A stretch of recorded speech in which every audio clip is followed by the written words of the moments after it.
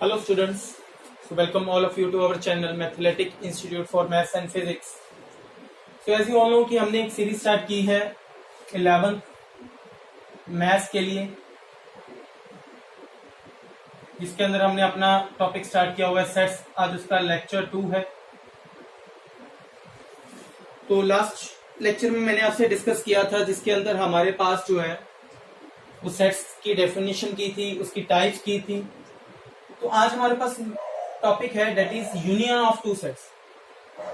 ठीक है, यूनियन कैसे फाइंड आउट करते हैं, यूनियन का मीनिंग क्या है, पहले वो डिस्कस करते हैं। तो यूनियन का मीनिंग है बेसिकली ऑल द एलिमेंट्स। कि अगर सपोज मेरे पास दो सेट्स हैं, let A and B are the two sets. मैं कोई दो सेट कंसिडर कर लेता हूं। Let A and B are the two sets। ठीक है, इसके अंदर एलिमेंट पड़े हैं, इधर भी एलिमेंट है। तो यूनियन का मीनिंग है कि A और B के सारे एलिमेंट्स हमने लिख लेने हैं, सारे ही एलिमेंट्स कंसीडर कर लेने हैं। बट कंडीशन इज दैट कि कोई भी एलिमेंट जो है वो रिपीट नहीं होना चाहिए। मैं रिपीट कर रहा हूं कि यूनियन का मीनिंग है कि A और B में जितने भी एलिमेंट्स हैं वो सारे के सारे हमने राइट डाउन कर लेने हैं। बट कंडीशन इज दैट कि कोई भी एलिमेंट रिपीट नहीं होना चाहिए। क्लियर? तो अगर मैं बात करूं तो ये दो सेट हैं ए और बी। ठीक है, ये वेन डायग्राम जनरेट इसको बोलते हैं, डायग्राम बोलते हैं। तो मैं इसको लास्ट में डिस्कस करूंगा, जब मैं यूनियन इंटरसेक्शन सारे क्लियर करवा दूंगा तब मैं आपसे डिस्कस करूंगा ये प्रॉपर मैनर में। ठीक है, तो अभी के लिए मैं इतना बता रहा हूँ। यूनियन का मीनिंग है कि अगर ये सेट ए है, ये सेट बी है, तो अगर मैं उनके सारे एलिमेंट्स कंसीडर कर लूं, देखो मैंने लाइन लगा दी, लाइन का मतलब ए के भी सारे और बी के भी सारे एलिमेंट लिख लूं, तो उसको क्या बोला जाता है, यूनियन बोला जाता है। बट इसमें एक कंडीशन आपने ध्यान रखनी है कि कोई भी एलिमेंट रिपीट नहीं करना चाहिए। एग्जाम्पल के लिए सपोज मेरे पास ए में है 1 2 3 4, बी के अंदर है मेरे पास 2 4 6 8, देन ए यूनियन बी। मैंने बोला था ए यूनियन बी में इन दोनों के सारे एलिमेंट लिख लेने। स्टार्ट करता हूं, पहले ए के लिख लो 1 2 3 4। अब बी में फर्स्ट एलिमेंट कौन है, 2। पर देखो 2 तो पहले ही रिपीट हो गया हुआ, 2 तो है, जो 2 है वो तो पहले ही आ गया हुआ। तो मैंने बोला था कि एलिमेंट रिपीट नहीं होना चाहिए, इट मीन्स 2 नहीं आएगा, है ना। 2 के बाद कौन है, 4 भी आ गया हुआ है, इसका मतलब 4 भी रिपीट नहीं करेगा। नेक्स्ट कौन है, 6 आएगा। नेक्स्ट कौन है, 8। तो ये मेरा आंसर आ गया। तो यूनियन का मतलब एक्चुअल में पता ही है, इंग्लिश वर्ड है कलेक्शन, है ना। सबको लिख लो, क्लियर। तो यूनियन है, तो बड़ा सिंपल सा काम है। यूनियन में हमें क्या लेना है, सारे एलिमेंट्स कंसीडर कर लेने हैं, बस कोई एलिमेंट रिपीट नहीं करना। एक और एग्जांपल कंसीडर कर लेता हूं, x such that x belongs to natural number and x is less than 7।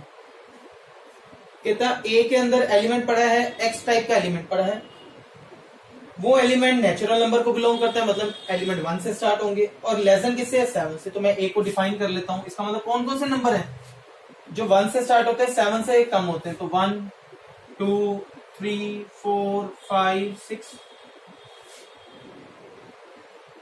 x such that x belongs to natural number and x is less than 10। किताब नेचुरल नंबर को belong कर रहा है और 10 से लेस है। तो स्टार्ट करते हैं अगेन, नेचुरल नंबर 1 से स्टार्ट होते हैं, 3 4 5 6 7 8 9 10। अब मुझे सपोज इनकी यूनियन फाइंड करनी है, ए यूनियन बी। तो यूनियन के लिए अगेन मैंने आपको बोला है कि क्या फाइंड करते हैं यूनियन के लिए, कि दोनों की सारे एलिमेंट्स हमने लिख लेने हैं, बट कोई रिपीट एलिमेंट नहीं करना, क्योंकि सेट की डेफिनेशन थी ये कि एलिमेंट डिस्टिंक्ट होने चाहिए। अगर लास्ट वीडियो आपने देखी है तो वहां पे मैंने करवाया है कि वेल डिफाइंड होना चाहिए और डिस्टिंक्ट होना चाहिए। तो ठीक है, इसको नोट कर लीजिए, 1 2 3 4 5 6। ये बी के एलिमेंट लिखे हम, ए के तो लिख लिया मैंने पहले, है ना। अब बी के 1 तो है, 2 भी है, 3 भी है, 4 भी है, 5 भी है, 6 भी है, यहां तक तो नहीं लिखना। 7 नहीं है 7 लिखेंगे, 8 नहीं है 8 लिखेंगे, 9 नहीं है 9 लिखेंगे। तो ये मेरा आंसर। क्लियर? तो ये काम था हमारे पास यूनियन का। क्लियर? तो नेक्स्ट इसके बाद हमारे पास आता है इंटरसेक्शन।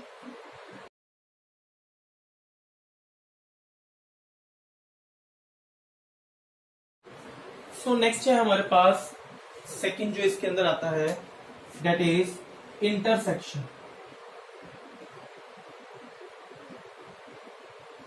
इसका साइन ऐसा है इंटरसेक्शन का।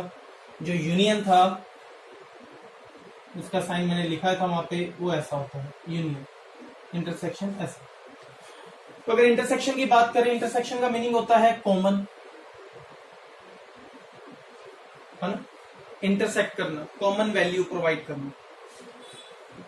तो यहां पर क्या होगा कि जो दो सेट्स होंगे ए और बी, उनमें जो कॉमन वैल्यूज होंगी वो हम नोट कर लेंगे, तो वो मेरा आंसर होगा, इंटरसेक्शन होगा। ठीक है? अगर मैं वेन डायग्राम से बात करूं, अगर मैं वेन डायग्राम बनाऊं इनका, दैट इज सेट ए है, सेट बी है, तो हमें दिखाई दे रहा है कि जो सेट ए और बी का कॉमन पार्ट है, ये वाला है ना, ये वाला पार्ट, ये कॉमन है। इस कॉमन पार्ट को क्या बोला जाता है? इंटरसेक्शन। ये इनकी इंटरसेक्शन है, ए और बी। क्लियर? अगर मैं वेन डायग्राम की बात करूं, और अगर क्वेश्चंस की बात करूं तो क्वेश्चन बड़ा सिंपल सा है इसमें। सपोज ए की वैल्यू मैं लिख लेता हूं कोई भी 2, 4, 6, 8, 10। बी ले लेता हूं मैं 3, 4, 6, 8, 9। Then what will be A intersection B? This sign denotes the intersection. Intersection mean common. तो इनमें कॉमन क्या क्या है? देखो 2 इसके पास है, इसके पास नहीं लिखना। 4 दोनों के पास है, बिल्कुल है 4। 6 दोनों के पास है, यस। 8 दोनों के पास है, यस। नहीं है ये, तो ठीक है, this will be our answer. अच्छा, अगर मैं रिपीट करूं पिछला ही, यूनियन क्या होगा? तो यूनियन में मैंने आपको बोला था कि दोनों ही एलिमेंट्स लिखने हैं सेट्स के, है ना, बट कंडीशन इज दैट कि रिपीट नहीं होना चाहिए। तो पहले ए है, यहां पर ए है, तो पहले ए के एलिमेंट्स लिख लीजिए, 2, 4, 6, 8, 10। अब बी के स्टार्ट करो। बी में 3 नहीं है, बिल्कुल लिखना है जी। फिर कौन है? 4 तो आ गया एक बार, ठीक है। फिर कौन है? 6 भी आ गया हुआ है। फिर कौन है? 8 भी आ गया हुआ है। फिर कौन है? 9। अच्छा, इसको प्रॉपर मैनर में लिख लो, एक वेल डिफाइंड मैनर में लिख लो। 2 के बाद कौन आता है? 3, फिर 4, फिर 6, फिर 8, फिर 9, फिर 10। तो ये बड़ा सिंपल सा एक पार्ट है, यूनियन और intersection.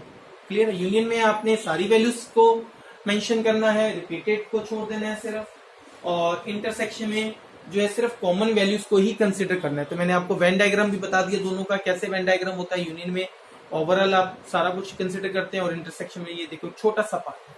Clear? So thank you so much. तो नेक्स्ट वीडियो में हम इसके आगे वाले जो सब पार्ट्स हैं, यूनियन इंटरसेक्शन के आगे वाला माइनस वाला पार्ट है, फिर कॉम्प्लीमेंट वाला पार्ट है, वो लेकर आएंगे और उनके क्वेश्चंस जो है डिस्कस करेंगे। So thank you so much. Please जो वीडियो है वो लाइक और आगे जो शेयर जरूर किया कीजिए। Thank you so much.